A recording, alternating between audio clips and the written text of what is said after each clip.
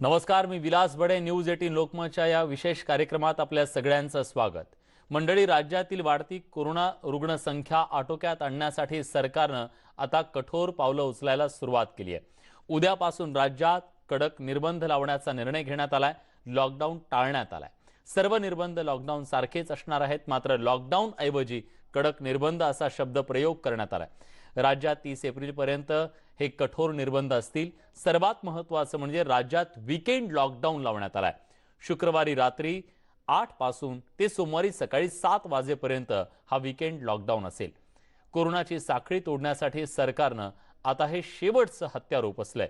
त्यामुळे आता सरकारच्या या निर्णयानं कोरोनाची साखळी खरंच तुटणार आहे का?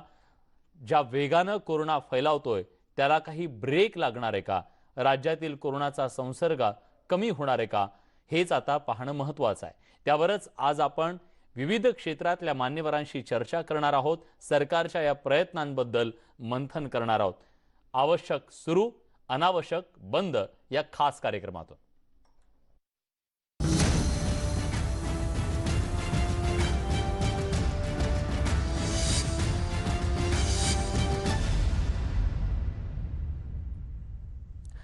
या सगळ्याबद्दल बोलण्यासाठी आता आपल्या सोबत आहेत प्रसिद्ध अभिनेते भारत गणेशपुरे.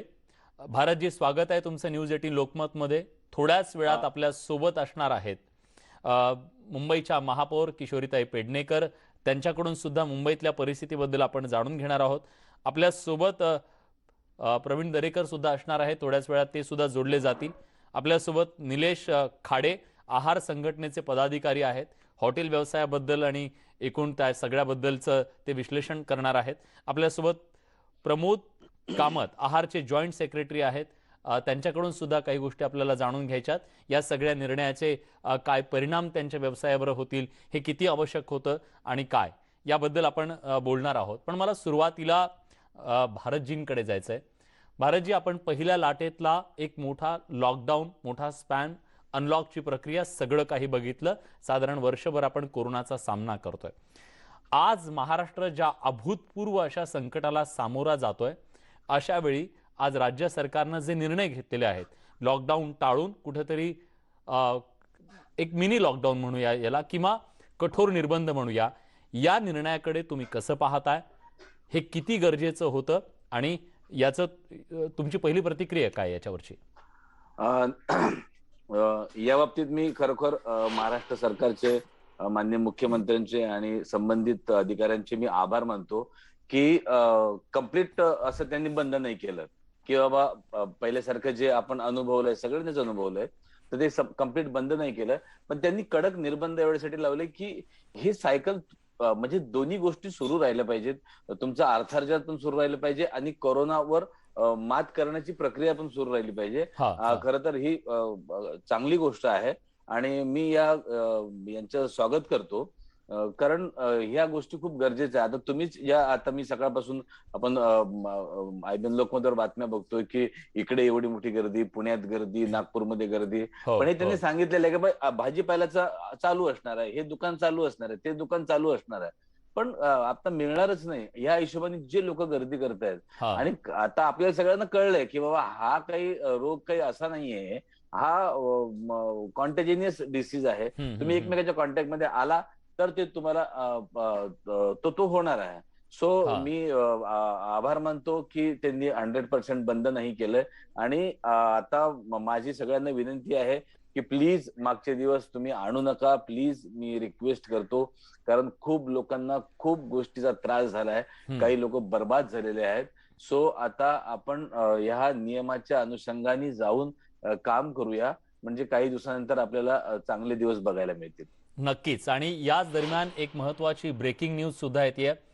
राज्यात कडक निर्बंध लागू करणारं मिशन बिगिन ऐवजी आता ब्रेक दी चेन हे राबवलं जाणार आहे. आणि आपल्याला कोरोनाची ही चेन ब्रेक करण्यासाठी राज्य सरकारनं जे कठोर निर्बंध लागू केलेले आहेत त्याची अंमलबजावणी आता सुरू होणार आहे.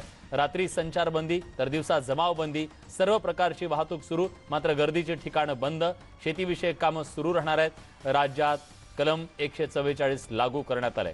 सकाळी 7 ते रात्री 8 जमावबंदी असेल, रात्री 8 ते सकाळी 7 वाजेपर्यंत संचारबंदी असेल, योग्य कारणाशिवाय बाहेर पडायला मनाई असणार आहे। त्यामुळे पुढच्या काही दिवसात राज्यातल्या सर्व नागरिकांना या कठोर निर्बंधांचं पालन करणं हे अत्यंत आवश्यक असणार आहे, बंधनकारक असणार आहे। त्यामुळे कोरोनाची ही चाचणी एका बाजूला मोठ्या प्रमाणात केल्या जात आहेत। त्या चाचण्यांमधून एक बाब स्पष्ट होतीये की कोरोनाचा संसर्ग खूप मोठ्या प्रमाणात वाढतोय। आज मुंबईनं तर एका दिवसातला कोरोना बाधितांचा आकडा जो आहे तो 10,000च्याही पुढे गेलेला आहे। या सगळ्या धोक्याच्या घंटा आपल्यासाठी आहेत आणि आज आपण गंभीरपणे या सगळ्याकडे पाहणं अत्यंत गरजेचं आहे। राज्य सरकारनं कठोर पावलं उचलायला सुरुवात केलेली आहे। मिशन बिगिन अगेन ऐवजी आता ब्रेक दी चेन असं म्हणण्याची वेळ आली आणि याच अनुषंगानं आता सरकारनं काही महत्त्वाचे निर्णय घेतलेले आहेत। दिवसा जमावबंदी असेल, रात्री संचारबंदी असेल, त्यामुळे राज्यामध्ये पुढचे काही दिवस हे कठोर निर्बंध असतील। लॉकडाऊन असणार नाही, पण भारत गणेशपुरे यांनी आता सांगितलं त्याप्रमाणे एका बाजूला भाकरीची सोय सुद्धा होत राहील आणि दुसऱ्या बाजूला जगण्याची सोय सुद्धा होत राहील, आपला बचाव सुद्धा होत राहील। अशा अनुषंगाने सरकारनं एक मध्यम मार्ग काढलेला दिसतोय, एक पाऊल उचललेलं आहे, ज्याचं सगळ्यात स्वागत केलं जातंय। सागर कुलकर्णी आपले प्रतिनिधी आता आपल्या सोबत आहेत। सागर, नव्या गाईडलाईन आलेल्या ज्या दिसत आहेत त्याचा नेमका अर्थ काय घ्यायचा, काय नेमकं म्हटलेलं आहे या गाईडलाईन मध्ये, सविस्तर सांगा। विलास, आज जी कॅबिनेटची बैठक झाली, या बैठकीमध्ये जे निर्णय झाले त्याचे अधिकृत आता माहिती देण्यात आलेली आहे। सगळ्यात महत्त्वाची गोष्ट म्हणजे मनोरंजन सलून जे असतील हे पूर्ण बंद राहणार आहेत, प्रार्थना स्थळं बंद राहणार आहेत, उपहारगृह आणि रेस्टॉरंट बार देखील बंद राहतील। सकाळी 8 ते रात्री 8 या वेळेत सुरू राहील आणि त्याच वेळी फक्त पार्सल्स घेण्याची सुविधा असणार आहे। खाद्य विक्रेत्यांसाठी जी पार्सल सेवा आहे ती सुरू राहणार आहे। शासकीय कार्यालय 50% कार्यान्वित राहतील। दुसरीकडे सगळ्यात महत्त्वाची गोष्ट म्हणजे सर्व खाजगी कंपन्यांना शक्यतो वर्क फ्रॉम होमच्या सूचना देण्यात आलेल्या आहेत आणि ज्या फायनान्सच्या संबंधित आहेत तितक्याच फक्त चालू ठेवाव्यात असं सरकारच्या वतीने सांगण्यात आलेलं आहे। उद्योग उत्पादन क्षेत्रातल्या ज्या इंडस्ट्रीज आहेत त्यांना जे गाईडलाईन्स आहेत राज्य सरकारच्या कोरोनाच्या बाबतीतल्या सोशल डिस्टन्स, मास्क वगैरे हे ठेवूनच सुरू ठेवता येतील। जर तशा स्वरूपात चालू नसतील तर मात्र थेट कारवाई करण्यात येणार आहे। चित्रीकरण सुरू करण्यात येणार आहे, पण गर्दीच्या ठिकाणी जर स्पेस असेल तर अशा ठिकाणी केले जाणार नाही। फक्त आणि फक्त जे आजारिक लोक आहेत किंवा ज्यांना वैद्यकीय आहे त्यांना रात्री 6-8 नंतरनं बाहेर पडण्याची मुभा असणार आहे। अत्यावश्यक सेवेतले लोक फक्त बाहेर फिरू शकणार आहेत रात्री। त्याशिवाय दिवसा 5 पेक्षा जास्त लोकांनी जमू नये असं सांगण्यात आलेलं आहे। जमावबंदीचे आदेश देण्यात आलेले आहेत। म्हणजे राज्य सरकारने वेगवेगळ्या पातळीवर वेगवेगळे निर्णय घेतल्याचं आता दिसून येत आहे। सागर, अगदी थोडक्यात सांगा की हे जे निर्णय आता घेतलेले आहेत ते लागू कधीपासून होणार आहेत?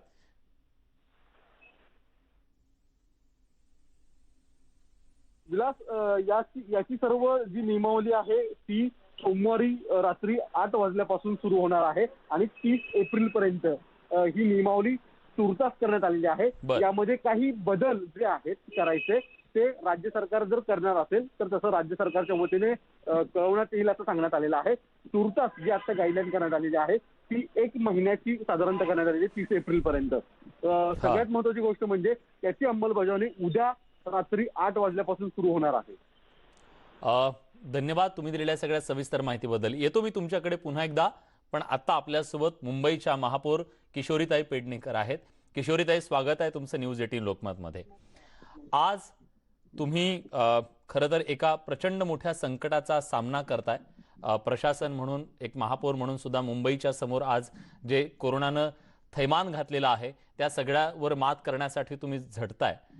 आज राज्य सरकारनं जे निर्णय घेतलेले आहेत ते किती गरजेचे होते त्याबद्दल तुम्ही काय सांगाल?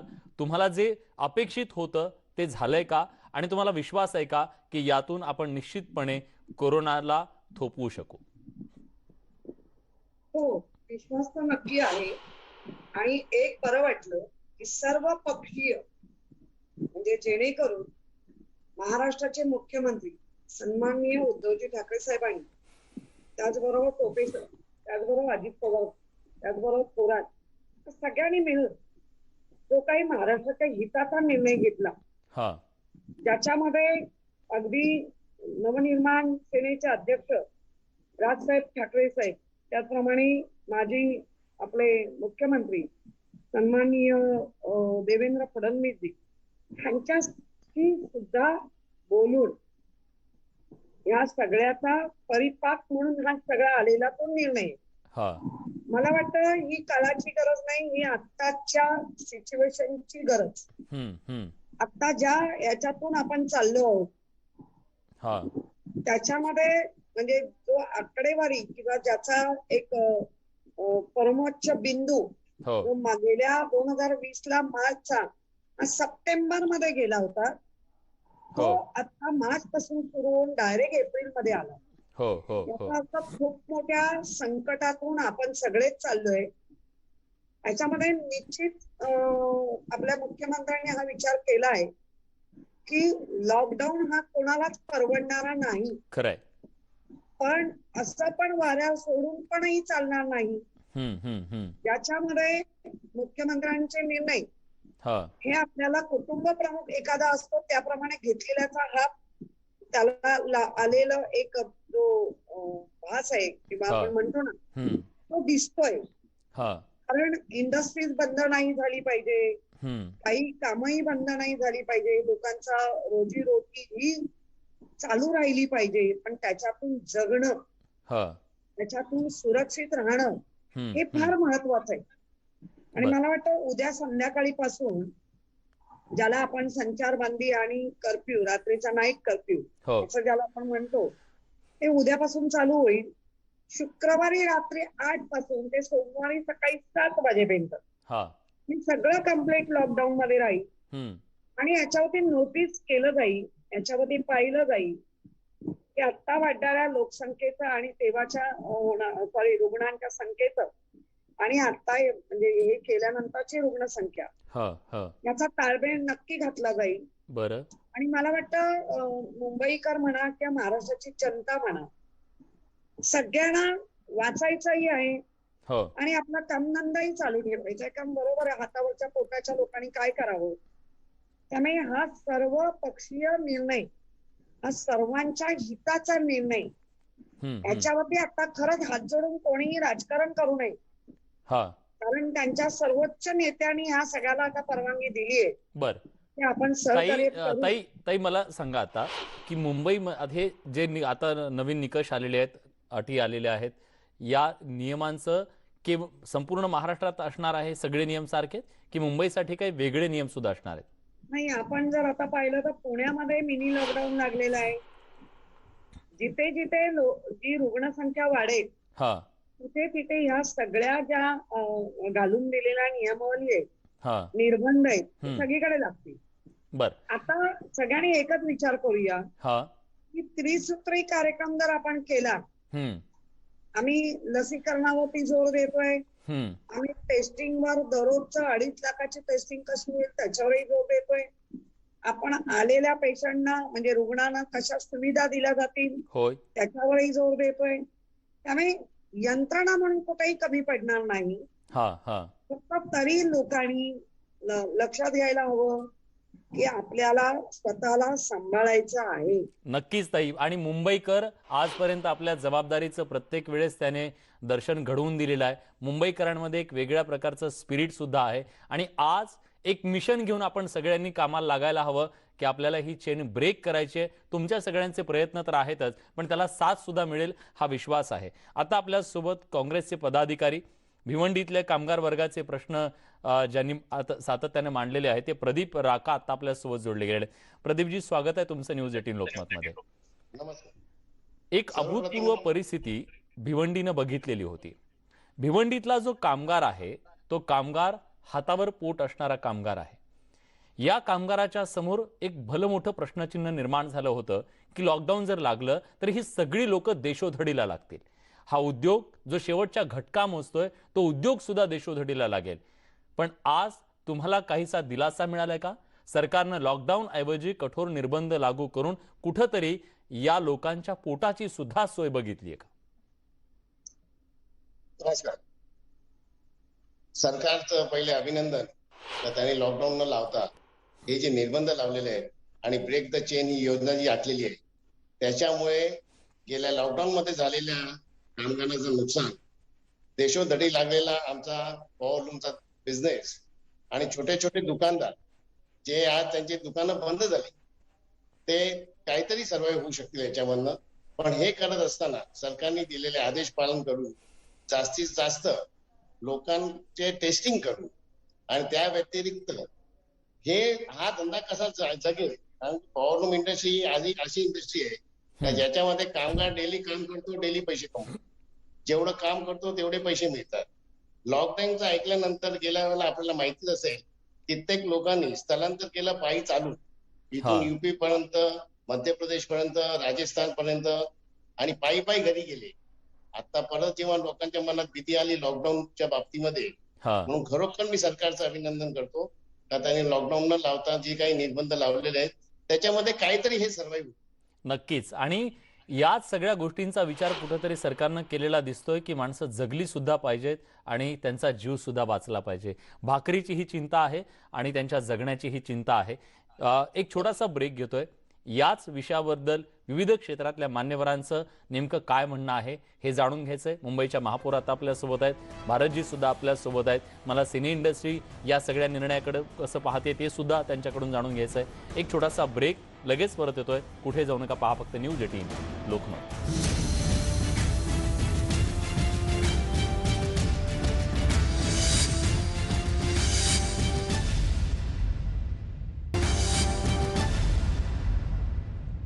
ब्रेक नंतर तुमचं पुन्हा एकदा स्वागत. आता अत्यावश्यक गोष्टी सुरू राहणार आहेत, अनावश्यक ज्या गोष्टी आहेत त्या बंद होणार आहेत. सरकारनं एक मध्यम मार्गी निर्णय घेतलेला आहे. फुफ्फुस आणि पोट या दोघांचीही त्यांनी काळजी घेतलेली आहे. या सगळ्याबद्दल बोलतोय. विविध क्षेत्रातले मान्यवर आता आपल्या सोबत आहेत मुंबईच्या महापौर किशोरीताई पेडणेकर. किशोरीताई, मुंबईत सध्या रुग्णसंख्या प्रचंड वाढल्यानं रक्ताच्या तुटवड्याबद्दल सुद्धा चिंता व्यक्त होतीये. काय परिस्थिती आहे मुंबईतली आणि मुंबईकरांना तुम्ही काय आवाहन कराल? मी मनापासून सर्वांना एकच आव्हान करेन आणि आपल्या मुख्यमंत्र्यांनी ऑलरेडी आपल्याला आव्हान केलेलं आहे की प्रत्येकाने शक्य आहे तेवढ्या सगळ्यांनी रक्तदान करा. कोविड-19 कोरोना झाल्यामुळे रुग्ण होऊन बरे झालात आणि प्लाझ्मा दान करा. आपल्या माध्यमातून आपल्या चॅनलचे जे तुषार शेट्टे म्हणून आहेत त्यांनी आज 9 वेळा प्लाझ्मा दान केलेलं आहे. आपण प्रत्येक वेळेला पाहिलं असा प्रत्येकाने, कारण नुसतं मी सामाजिक सेवा नुसतं बोलून नाही, खरंय, मी सामाजिक भान राखून मी काम करते, हे जास्त महत्वाचं आहे. आणि मला वाटतं हे सर्वांनी करावं. आणि खरंच तुषार शेट्टेंचं मी आपल्या माध्यमातून त्यांचं आभारही मानते आणि अभिनंदनही करते की अशा प्रकारचे सर्व नवी युवकांनी या सगळ्यामध्ये या अग्नी याच्यामध्ये जे आपण यज्ञ पेटवलाय आता करोनाचा झालाय त्याच्यामध्ये सर्वांनी सहभागी होऊया आणि आपल्या बांधवांना, भगिनींना, सगळ्यांना कोरोनापासून वाचवण्यासाठी जे जे प्रयत्न लागतील, मग रक्तदान का असेना, प्लाझ्मा दान का असेना, सगळ्यामध्ये आपण तेवढ्या तत्परतेने उतरूया. आणि सामाजिक बांधिलकी कशी असते ती तुषार शेट्टेच्या माध्यमातून जशी दिसते ती सर्वांनी दाखवूया. नक्कीच हीच ती वेळ आहे आपल्या मुंबईसाठी आज एक पाऊल पुढे टाकण्याची. आणि निश्चितपणे आम्ही केवळ बोलून नाही तर कृतीतून सुद्धा व्यक्त होण्याचा प्रयत्न करू. तुम्ही आलात, या चर्चेमध्ये सहभागी झालात ताई, त्याबद्दल तुमचे मनापासून आभार. आता आपल्या सोबत भारत गणेशपुरे आहेत. मला भारतजींना विचारायचं आहे. भारतजी, पहिल्या लॉकडाऊनच्या वेळेस सिनेसृष्टीनं खूप काही सोसलंय. जे अभिनेते आहे ज्यांच्याकडे सगळं काही आहे ते सर्वाइव्ह करू शकले, पण असे अनेक लोक आहेत ज्या इंडस्ट्रीवर अवलंबून होते, ज्यांच्या रोज काम मिळालं तर रोज जगायचे बॅकस्टेज आर्टिस्ट होते. आज या परिस्थितीमुळे त्यांच्या पुढे किती मोठं संकट निर्माण झालेलं आहे या कोरोनामुळे? सॉरी, ऍक्च्युअली खूप मोठं संकट निर्माण झालेलं आहे. कारण आमचे काही खूप म्हणजे कलावंत आहेत किंवा बॅकस्टेज आर्टिस्ट आहेत, तर आमच्या पद्धतीने आम्ही त्यांना त्यावेळेसची मदती केली होती. पण काय होतं की कॉन्फिडन्स नावाची जी गोष्ट असते ते कॉन्फिडन्स लूज होऊन जातो अशा या प्रकरणात, की बाबा ठीक आहे ना, आता आपण याला मागू त्याला मागू, हे तर लोक किती दिवस देतील, खरंय. किंवा आपलं आपलं काही काम कधी सुरू होईल की नाही, ह्या सगळ्या गोष्टीत ना माणूस खचत जातो. म्हणजे आणि दुसरं असं की हा म्हणजे ते होतं ना पहिले ये छुआछूत की बिमारी असं म्हणतोय. तर ह्याच्यात काय झालं की आजार तर ठीकच आहे, तो आज ना उद्या आपण काळजी घेतली की तो होईल दुरुस्त, पण याच्यात ना माणूस माणसापासून तुटत चाललेला आहे. जो एक महत्वाचा माणसाचा घटक आहे, तो माणूस माणसापासून असा तुटत चाललेला आहे. आणि आमच्या इंडस्ट्रीचं आता काय आहे की आमची इंडस्ट्री आता फक्त टेलिव्हिजन इंडस्ट्री या आणि टेलिव्हिजनवर अवलंबून झालेली आहे. कारण डेली सोपचं जे शूटिंग आहे ते रोज करावं लागतं किंवा त्या हिशोबाने करावं लागतं. आता आम्ही पण गेले 4-5 महिन्यापासून हे जेव्हा निर्बंध हटले तेव्हा आम्ही चला हवं त्याचं शूटिंग करतोय, पण आम्ही आठवड्यातून 1 दिवस शूटिंग करतो. पण अजूनही म्हणजे तेव्हापासून आतापर्यंत, आता तर हे परत निर्बंध लागले किंवा कडक निर्बंध लागले, पण आमच्या शूटिंगवर तुम्ही जर पाहिलं तर पहिलेपासून तसेच कडक निर्बंध होते. त्याचं कारण असं आहे की हे जर नाही केलं आपण तर मग ते सगळंच म्हणजे गाडी पूर्णच्या पूर्ण बंद होण्यापेक्षा फर्स्ट गिअर मध्ये का होईना आपण ते चालूया बा फर्स्ट गिअर मध्ये, म्हणजे हळूहळू पोहोचू, पण गाडी तर चालती राहील ना या हिशोबाने, किमान जिवंत तरी राहू, टिकून तरी राहू, याच्यासाठी खूपच गरजेचं आहे. हो, हे खूप गरजेचं होतं आणि त्याच्याबद्दलचा निर्णय घेतलेला आहे.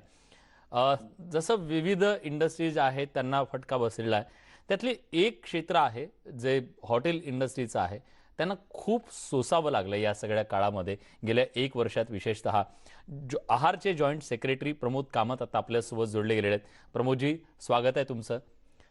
1 वर्ष या सगळ्या कठीण काळातून तुम्ही इथपर्यंत ते व्यवसाय कसे टिकवले होते. पुन्हा कोरोनाच्या या दुसऱ्या लाटेनं तुमच्या समोर अनेक यक्ष प्रश्न निर्माण केलेले आहेत. आज कठोर निर्बंध लागलेले आहेत, अनेक क्षेत्र त्याच्यातून बचावले असले तरी हॉटेल इंडस्ट्रीवर मात्र जास्त कठोर निर्बंध आलेले आहेत. कसं दिसतंय तुम्हाला पुढचा प्रवास या सगळ्या इंडस्ट्रीचा? धन्यवाद विलासजी. मी आजच्या दिवसाला आपल्या इंडस्ट्रीसाठी एक ब्लॅक डे घोषित करणार आहोत. This is literally a black day today for our hospitality industry. म्हणजे असं झालेलं आहे की आम्ही गव्हर्नमेंट बरोबर आहात की केस वाढलेली आहेत, हेल्थ इन्फ्रास्ट्रक्चर त्यांची स्वेलिंग झालेली आहेत, पण आम्हाला कोणीही हात धरणारा कोणताही प्रकल्पाचा रिलीफ किंवा वेवर गव्हर्नमेंट आम्हाला सपोर्ट करत नाही. तुम्ही प्रॉपर्टी टॅक्स सांगा, तुम्ही लिकरची FL3 लायसन्स फी सांगा, सॅलरी सांगा, रेंट सांगा, आमचे सगळे काही खर्च चालू आहेत त्याच्यामध्ये. तर आम्हाला कळत नाही की government help bent down on म्हणजे आपलं हॉटेल व्यवसायावरती बंद करण्याच्या पाठीमागे लागलेली आहे. 8 वाजता तुम्ही आम्हाला सांगणार की 8 वाजता हॉटेल बंद करा, त्याच्यापेक्षा आम्हाला लॉकडाऊनच बरं. कारण की धंदा आमचा स्टार्ट होतो 8 वाजता आणि 8 वाजता तुम्ही आम्हाला सांगेल की नाही, मला आम्हाला तसं वाटतं की 8 वाजेच्या नंतर कोरोना येतोय मार्केटमध्ये. सकाळचं आम्ही आता उद्यापासून हे असं डिसिजन आलेलं आहे की फ्रायडे ते संडे आम्हाला लॉकडाऊन असणार. विचार करा, आमचा जेव्हा व्यवसाय चालू होतो आम्हाला बिझनेस मॅक्सिमम असतो फ्रायडे, सॅटर्डे, संडे हा 3 दिवसात. पण प्रमोदजी, माफ करा मी तुम्हाला थांबवतोय, माझी शंका आहे. आता ह्या नव्या निर्बंधात असं सांगितलंय की तुम्हाला पार्सल देता येईल, याचा तुम्हाला काही फायदा होणार आहे? सर, ओनली 20% आपलं बिझनेस, ते पण मी ऑप्टिमम लेवल सांगतोय. तुम्ही कोणत्याही रेस्टॉरंटला जाऊन विचारणार, not more than 20% of the turnover will be the parcel. आता 20% टर्नओव्हर मध्ये एक हॉटेल चालवण्यासाठी आज माझ्या रेस्टॉरंटमध्ये 50 लोक आहेत. त्या 50 लोकांना सॅलरी कसं द्यायचं आणि लँडलॉर्डला काय जबाब द्यायचं? आपले महापौर पण आहे इकडे, आम्हाला BMC मध्ये प्रॉपर्टी टॅक्स मध्ये लास्ट वर्ष म्हणजे पूर्ण बिल आलेलं आहे, सूट दिलेली आहे, रिप्रेझेंटेशन केल्यानंतर पण सूट नाही. आपण आमचं इंडस्ट्री कुठे जाणार? एक तर्फा तुम्ही सांगतात की धंदा करू नका, दुसरं टाईप मध्ये तुम्ही सांगतात की आम्हाला आमचे महसूल पाहिजे, तर आम्ही बिझनेसमॅन कुठे जाणार ह्याच्यामध्ये? खरंय. आणि केवळ तुम्ही बिझनेसमॅन म्हणून नाहीये, तर तुमच्या या बिझनेसवर अवलंबून असणारे कित्येक असे हजारो लाखो लोक आहेत ज्यांचे संसार सुद्धा याच्यावर आहेत, मजूर आहेत, कामगार आहेत. या सगळ्यांचा विचार सुद्धा होणं गरजेचं आहे. तुमची ही भूमिका सरकारपर्यंत पोहोचून तुमच्या या संपूर्ण व्यवसायाला काय मदत करता येते याच्यासाठी आम्ही पाठपुरावा करत राहू. पण तुम्ही सुद्धा धीर सोडू नका. संकटाचा हा काळ निश्चित असला तरी सुद्धा मार्ग निघेल अशी आशा आपण करूया. एक छोटासा ब्रेक घेतोय. ब्रेक नंतर आणखी काही क्षेत्रातल्या व्यक्तींना आपण बोलतं करूया, जाणून घेऊया त्या क्षेत्रात नेमकं काय सुरू आहे, काय परिणाम होणार आहेत भविष्यामध्ये. एक छोटासा ब्रेक. पाहत रहा फक्त न्यूज 18 लोकमत.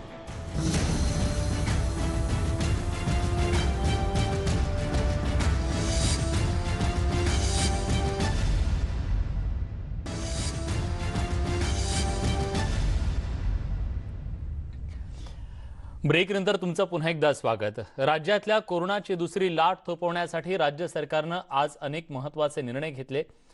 गेली 2 दिवस राज्यातल्या या परिस्थितीवर मात करण्यासाठी नेमकं काय करायला हवं याच्याबद्दलचं मोठं महामंथन सुद्धा झालं.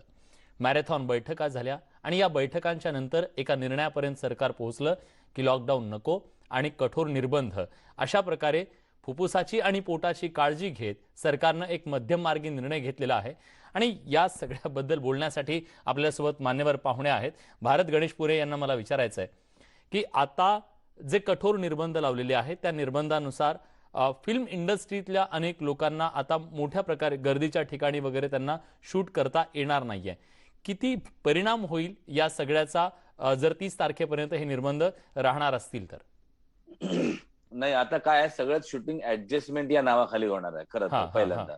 दुसरं असं आहे की आपल्याला कुठे पार्कमध्ये किंवा जे फेमस कलाकार आहेत जसं त्यांचं शूटिंग होतं किंवा ते जर आपण बाहेर गेलो तर त्यांना बघायला गर्दी आणि त्यांना भेटायला गर्दी अशा सगळ्या गोष्टी होतात. तर ह्या सगळ्या आता स्टुडिओ बेसिस जे आहेत ते शूटिंग होणार आहे. आणि ह्याच्यामध्ये आणखीन जे निर्बंध लावलेले आहेत ते जर तुम्ही बघितलेत तर त्याच्यामध्ये असं दिलेलं आहे की बाबा जे तुमचं युनिट आहे, सपोज तुम्ही 100 लोकांमध्ये शूटिंग करताय तर आज तुम्ही 60 लोकांमध्ये शूटिंग केलं पाहिजे.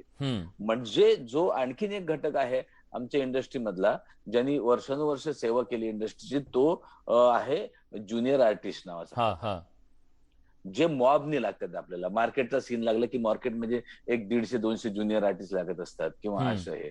तर हा सगळा प्रकार आता त्यांनी सांगितलं की हे नको आहे. मग मेन आर्टिस्ट जे आहेत त्यांना घेऊन तुम्ही शूटिंग करा. त्यांच्या पण पोटा पाण्याचा प्रश्न आहे. म्हणजे मला तुमच्या माध्यमातून हे सांगायचं आहे की आमचे कलावंत आहेत सगळे आपल्या फॅमिलीचे मेंबर आहेत. माझं म्हणणं असं आहे की आता 100 लोकांना काम करणं शक्य नाहीये. 100 पैकी 60 लोकांना 60 लोक अकोमोडेट होऊ शकतात तिथं, बाकी 40 लोक नाही होऊ शकत. तर माझं म्हणणं असं आहे की ह्या 60 लोकांनी हे 40 लोक घेऊन चालावे काही दिवस. खरंय. आपल्यासोबत आता अभिनेत्री रुचिरा जाधव सुद्धा जोडले गेलेले आहेत. रुचिराजी, स्वागत आहे तुमचं न्यूज 18 लोकमत मध्ये. एक अभूतपूर्व अशी परिस्थिती म्हणावी लागेल. आता नाट्यगृह, सिनेमागृह हे पूर्णपणे बंद असणार आहेत. आता कुठे ते अनलॉकच्या प्रक्रियेतून हळूहळू सुरू होत होते, त्यातच पुन्हा एकदा ते बंद करण्याची वेळ आलेली आहे. किती मोठं हे सगळं संकट या इंडस्ट्रीच्या समोर निर्माण झालेलं आहे आणि यातून मार्ग काढण्यासाठी OTT प्लॅटफॉर्म आता भविष्यात खूप मोठ्या प्रमाणात वापरावा लागेल का? काय तुमचं याच्याबद्दलचं नेमकं मत आहे? एक्झॅक्टली. म्हणजे आताच कुठेतरी वाटत होतं की सगळं सुरळीत होत चाललंय आणि सगळ्या गोष्टी पूर्वरित्या येत आहेत मार्गावर. पण आताच जसं आपल्याला कळलंय की पुन्हा ते निर्बंध कडकरित्या घातले जातात आणि अर्थातच ते आपल्या चांगल्यासाठी आहे. नक्कीच इंडस्ट्री तर सफर करणारच आहे. सगळे कलाकार म्हणजे राईट फ्रॉम द टेक्निशियन्स जे फील्डवर काम करतात सगळ्या जणांना त्याचा फटका बसणार आहे. पण मला असं वाटतं ही पुन्हा एकदा वेळ आलेली आहे वर्षभरानंतर. म्हणजे आय रिमेंबर की लास्ट मार्च मध्ये अचानकपणे नोटीस आली होती की उद्यापासून लिटरली शूटिंग नसणार आहे. आणि तेव्हा जे फील होत होतं ना, एक्झॅक्टली आता सुद्धा तेच फील होत आहे. फक्त आता एक म्हणतो ना आपण वर्षभरात आपण थोडेसे खंबीर झालो आणि आपल्याला सजग झालोय की काय करायला हवंय आणि काय नाही. तर मला असं वाटतं सफर तर होणारच आहोत, पण आपण त्या गोष्टीकडे फार लक्ष न देता की आपण ट्राय केलं पाहिजे की खरंच आता याच्यातनं बाहेर पडायचंय. That's it. म्हणजे पुढचा मार्च महिना जो असेल 2022चा तो ऍटलिस्ट असा नसेल, यासाठी आपण सगळ्यांनी खूप पॉझिटिव्हरित्या राहून याच्याशी आता लढलं पाहिजे. बस मला आता हा एकच ऑप्शन दिसतोय. नक्कीच लढायला तर हवं, खंबीरपणे उभं राहायला हवं, या परिस्थितीवर मात करायला हवी, कोरोनाशी 2 हात करायलाच हवे. हा विश्वास सुद्धा आपल्याला खूप जणांसाठी सकारात्मक ठरू शकतो. एक छोटासा ब्रेक घेतोय. ब्रेक नंतर आणखी काही विषयावर बोलूया. कुठे जाऊ नका, पहा फक्त न्यूज 18 लोकमत.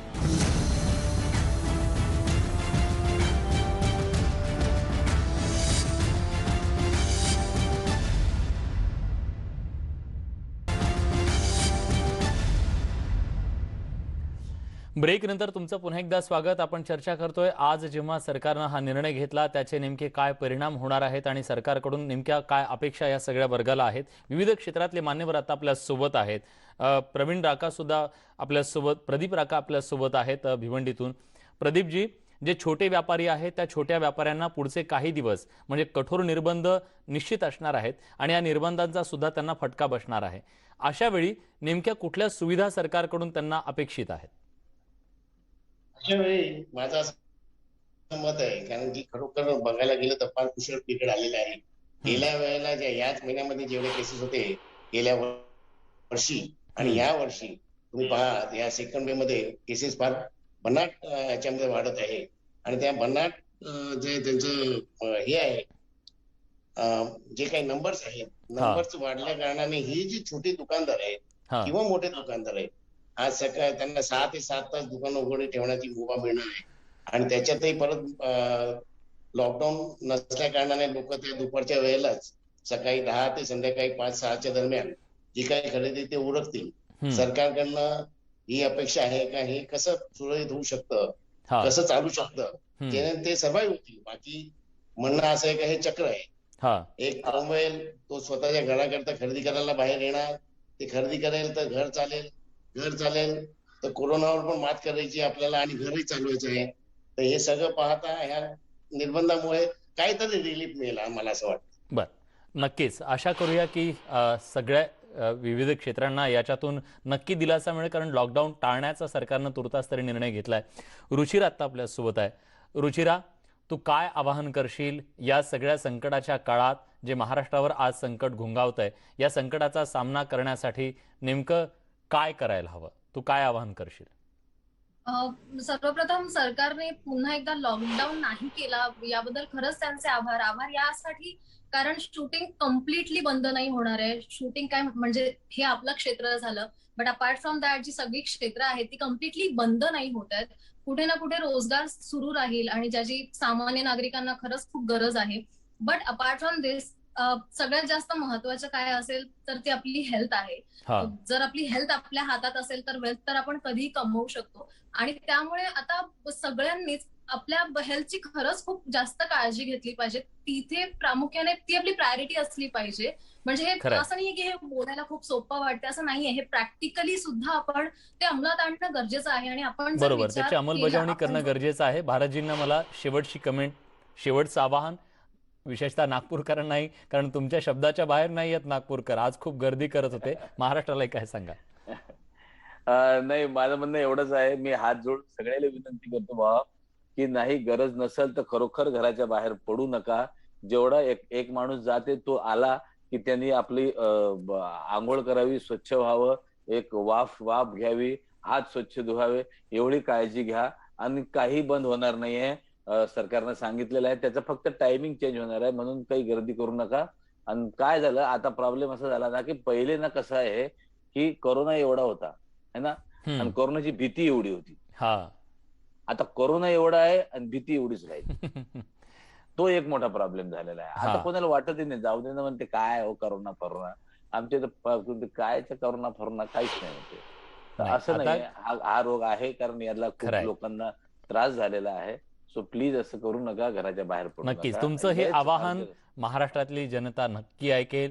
कोरोनाची भीती कदाचित एक वेळ नसेल तरी चालेल, पण कोरोनाचं गांभीर्य मात्र नक्की असायला हवं. ते गांभीर्य सुटता कामा नये. महाराष्ट्राच्या वर आलेलं हे अभूतपूर्व संकट आपण सगळ्यांनी एकजुटीनं मिळून पेलूया, त्याच्याशी लढूया आणि नक्की जिंकूया हा विश्वास व्यक्त करत या विशेष कार्यक्रमात आपण सगळेजण आलात, आपली मतं मांडलीत, तुमच्या भूमिका भावना मांडल्यात, त्याबद्दल मी न्यूज 18 लोकमतच्या वतीनं आपल्या सगळ्यांचे मनापासून आभार व्यक्त करतो. आणि यासोबत या विशेष कार्यक्रमात आपण इथेच थांबतोय. ताज्या घडामोडींसाठी बघत रहा न्यूज 18 लोकमत.